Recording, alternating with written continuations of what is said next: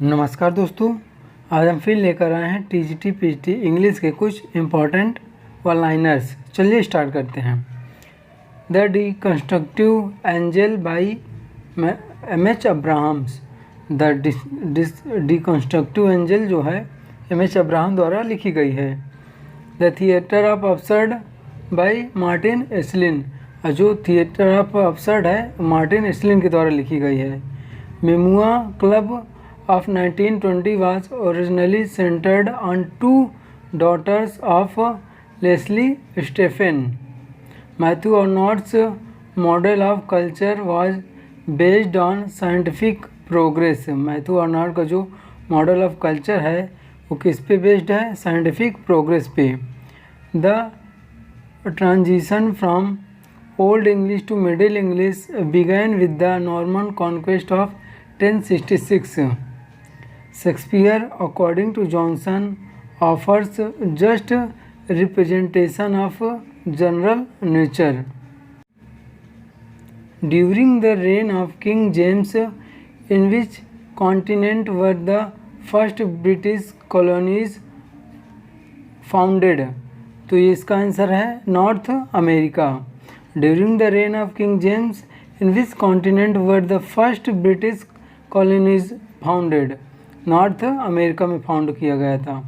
The anti mask was developed by Ben Jonson. जो anti mask है वो Ben Jonson के द्वारा डेवलप्ड किया गया था। Langston Hughes is leading member of Harlem Renaissance. Langston Hughes जो था इज लीडिंग मेंबर था हार्लेम रेनेसा का।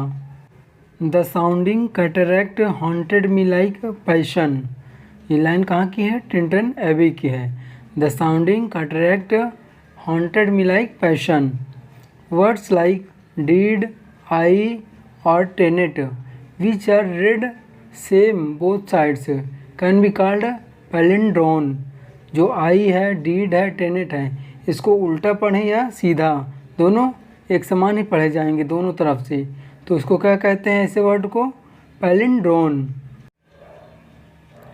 A portrait of a person with only the outline of the profile, क्या कहते हैं इसको? सिलहाउटी। In preface of his 3 plays for Puritans 1901, जेबिसा coined the term बार्डोलेट्री। किसमें किया था बार्डोलेट्री टर्म का coined? In preface of his 3 plays for Puritans, जो 1901 में आया था। Character in David Copperfield most autobiographical novel. जो डेविड कॉपरफील्ड है मोस्ट ऑटोबायोग्राफिकल नॉवेल है। इसके कैरेक्टर हैं हैम, टॉमी एंड ट्रेडल्स, ये एंड डॉक्टर स्टोन, ये सब डेविड कॉपरफील्ड के कैरेक्टर हैं। Byron referred Wordsworth as टर्ड्सवर्थ।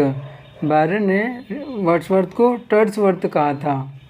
Eco feminism coined by Francoise d'Eaubonne in 1974। Eco feminism जो टर्म था फ्रैंकोइस डी यूबॉन के द्वारा कॉइंड किया गया था 1974 में। तो दोस्तों आज तक के लिए यहीं तक, कल मिलते हैं फिर नेक्स्ट वीडियो में, तब तक के लिए धन्यवाद।